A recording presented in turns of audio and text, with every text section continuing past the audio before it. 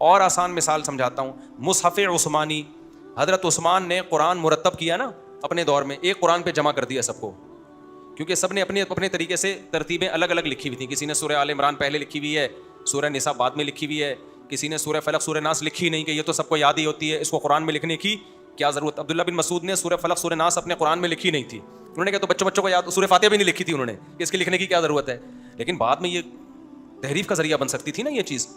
بعد میں ہوتا لوگ کہتے ہیں یار عبداللہ بن مسعود کے قرآن میں تو یہ نہیں ہے اور فلاں قرآن میں تو یہ صورت پہلے. بھائی لڑائی کا خطرہ تھا, تو حضرت حذیفہ بن یمان نے حضرت عثمان کو خط لکھا آذربائیجان سے, یہ رشیا کی علاقہ ہے نا, فتح ہو چکا تھا, آذربائیجان سے خط لکھا کہ بھائی مسلمانوں میں قرآن میں اختلاف پیدا ہو رہا ہے, ایک کا قرآن میں ترتیب الگ ہے, دوسرے کے قرآن میں ترتیب الگ ہے, تو آپ امت کو بچائیں ورنہ یہ تو بڑے مسئلے, یہ تو یہود و نصارہ کی طرح لڑائی کریں گے. حضرت عثمان نے بڑا خاندانی کام کیا. حضرت عثمان نے کہا کہ پوری دنیا میں جہاں جہاں اسلامی خلافت پھیلی تھی جتنے قرآن ہے سب جمع کر کے لاؤ,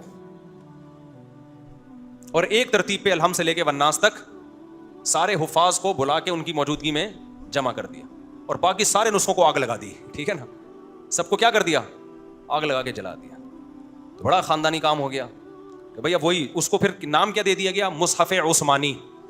اب کوئی کہے یار مصحف عثمانی نبی کے دور میں تو تھا نہیں. بھائی تھا, لیکن چونکہ اس قرآن وہی ہے جو نبی کے دور میں تھا, اس میں ترتیب تو سب کو اجازت تھی جس ترتیب سے چاہیں لکھیں, لیکن اس کو مرتب چونکہ ایک خاص ترتیب سے حضرت عثمان نے کر دیا تو اس کا نام کیا پڑ گیا, مصحف عثمانی. حضرت عثمان کا قرآن کہہ لیں آپ اس کو, تو قرآن تو نبی کا ہی ہے, چونکہ مرتب حضرت عثمان نے کیا تو نام بعد میں پڑا, تو نام دینے میں کوئی حرج نہیں ہے. اب کوئی غیر مسلم کہ یہ تو قرآن بدعت ہے, یہ محمدی قرآن تو ہے نہیں, یہ تو عثمانی قرآن ہے. ہم کہیں گے بھائی ہے محمدی صلی اللہ علیہ وسلم, لیکن مرتب حضرت عثمان نے کیا تو نام کیا پڑ گیا. یہ بالکل ایسے ہی ہے جیسے فقہ حنفی یا شافعی, یہ تو نبی کے دور کے ہی مسائل ہیں, لیکن مرتب چونکہ امام حنیفہ کے شاگردوں نے کیا تو اس کو نام کیا دے دیا, فقہ حنفی کہہ دیا, کسی کو فقہ شافعی کہہ دیا. تو ترتیب کی وجہ سے, جیسے حدیث تو نبی کے دور میں تھی, امام بخاری نے جو حدیث کا مجموعہ جمع کیا اس کو ہم کیا کہتے ہیں, حدیث بخاری کہہ دیتے ہیں. اب کوئی کہ تو بخاری تو, یہ منکرین حدیث یہی تو کہتے ہیں, تو بخاری تو 200 سال کے بعد لکھی گئی ہے, 250-300 سال کے بعد کتابیں لکھی گئی ہیں, نبی کے دور میں تو یہ تھی نہیں. اور بھائی کتابیں نہیں تھیں, حدیثیں تھیں. تو جو مرتب کرتا ہے اس کا نام دے دیا جاتا ہے. سمجھتے ہو کہ نہیں سمجھتے ہو. تو تصوف جو ہے نا, تصوف یا صوفی ازم جسے کہا جاتا ہے, یہ بھی نبی, یہ والا صوفی ازم نہیں جو جاہل لوگ چلا رہے ہیں. کہیں ایسا نہ ہو کہ وہ جو ناچنے گانے کی آ رہی ہے نا آج کل ٹوپی والے, صوفی ازم کے نام پہ قوالیاں دھمال, جو اصل تصوف ہے وہ الگ ہے, جو آج کل مارکیٹ میں چل رہا ہے وہ بالکل الگ ہے. تو جو اوریجنل تصوف ہے یہ نام نبی کے دور میں نہیں تھا, مگر تصوف میں جو کام ہوتا ہے کہ کسی بزرگ کے ہاتھ پہ بیعت کر کے اپنے ظاہر باطن کی اصلاح کرنا, یہ کام نبی کے دور میں بھی ہوتا تھا, صحابہ تابعین کے دور میں بھی. صحابہ کے دور میں ایک بیعت رہ گئی تھی خلافت والی, روحانیت والی نہیں تھی, اس کی حکمت میں نے بتا دی, بعد میں وہ بھی شروع ہو گئی, پھر بزرگان دین نے اس کو بھی شروع کر دیا روحانیت والی بیعت کو.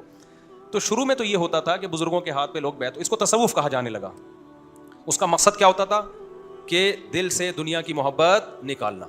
ظاہری اعمال سب کے درست تھے, دنیا کی محبت, اس کے لیے بزرگان دین جس کو اپنے ہاتھ پہ بیعت کرتے نا اس سے بڑے مجاہدے کرواتے تھے. جس کو دیکھتے ہی اس میں ٹھڑک بہت ہے, ٹھڑک کا پتہ ہے, جب دل میں کوئی خواہش ہوئی یہ پوری کیے بغیر بیٹھتا نہیں ہے. کوئی انڈی یہاں سے گزر رہی ہے گھر تک پہنچا کے آتا ہے. یہ لوگ کیا کہلاتے ہیں, ٹھرکی. خواہشات پہ کنٹرول ہی نہیں ہے, گٹکا کھانے کا دل کیا گٹکا کھا لیا, جو دل چاہ رہا ہے. آج تو خواہشات کی تکمیل کا نام ہے نا. تو وہ بزرگان دین ان سے مجاہدے کرواتے تھے, حلال چیزیں بھی چھڑوا دیتے تھے ان سے, حلال چیزیں. اب علماء ظاہر کو ان پہ اعتراض ہوتا تھا, بھائی یہ تو شریعت نے حلال کیے ہیں, آپ ان کو ان کے اوپر حرام کیوں کر رہے ہو. تو وہ کہتے تھے بھائی ہم حرام نہیں کر رہے, ان سے حلال بھی چھڑوا رہے ہیں تاکہ ان کے اندر جو ول پاور ہے وہ کیا ہو, وہ بڑھے. تو یہ حرام نہیں کر رہے, یہ ٹریننگ دینے کے لیے. جیسے فوجیوں کو جب ٹریننگ دی جاتی ہے نا, جو کمانڈوز ہوتے ہیں, جو ایس ایس جی کمانڈوز ہوتے ہیں, تو جنگلوں میں ان کو انڈے پراٹھے تھوڑی کھلائے جاتے ہیں. اب کوئی کیا آپ تو ہم سے حلال چھڑوا لیا, انڈا پراٹھا تو اسلام میں حلال ہے. ان سے کہا بھائی تمہیں انڈے پراٹھے اس لیے چھڑوائے ہم نے کہ جب میدان جنگ میں لڑنا پڑتا ہے تو ہر جگہ انڈے پراٹھے اویلیبل نہیں ہوتے. دشمن یہ نہیں ہوتا کہ چونکہ ایکچولی آپ بہت تھک چکے ہیں کہ سامنے ہوٹل ہے وہاں سے 2 پراٹھے کھا کے آئیں, اتنی دیر میں میں انتظار کر رہا ہوں, دوبارہ ہم فائٹ شروع کریں گے. وہاں تو کبھی کھانے کو ملتا ہے, کبھی پتے بھی کھانے پڑتے ہیں. تو ان کو ٹریننگ دی جاتی ہے, پتے بھی کھلائے جاتے ہیں. تو اسی ٹائپ کا مجاہدہ صوفیہ کرام کروایا کرتے تھے. سمجھتے ہو.